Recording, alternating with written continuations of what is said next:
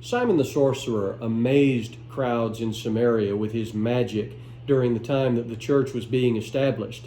Acts 8 records how Philip came to Samaria as well, and he was performing signs and wonders by the power of the Holy Spirit.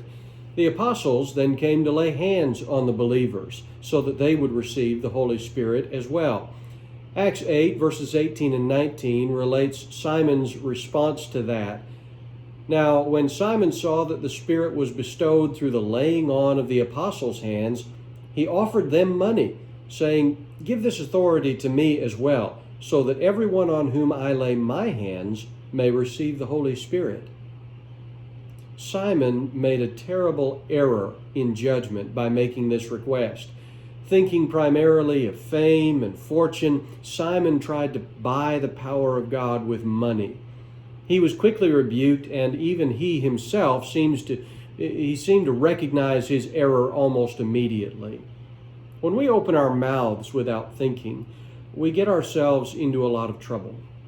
Character and weaknesses of it can be exposed by thoughtless statements made in unguarded moments.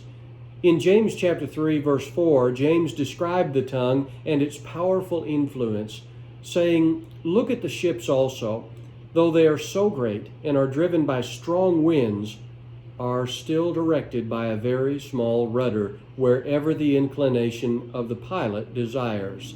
So also the tongue is a small part of the body, and yet it boasts of great things." American culture loves to express their opinions loudly and without regard for their fellow man. Christians, let's take a more thoughtful approach than that.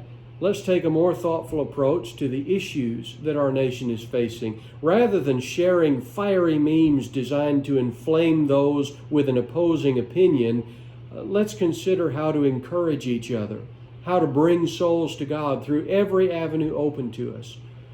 Consider your words, guard your tongue, and be sure that you aren't biting your brethren. There was a danger in the book of Galatians that it would be received and that the churches there would begin to bite and turn on each other, because some would be in the right. Some would have been doing what was right all along, while others would have accepted a false doctrine. Paul was afraid that was going to divide them. And so he gave this warning in Galatians 5, verse 15. He said, "But if you bite and devour one another, take care that you are not consumed by one another." That is a very real danger today. We have serious issues facing our nation, and we need to be careful about how we voice our opinions and whether or not we are devouring our brethren in the process. Think about souls. As you express your opinions, as you make your opinions known, think about your brethren, think about their souls, and think about the souls of the lost people all around you, and be sure that you're not defeating the purpose God has given us as you express your opinions.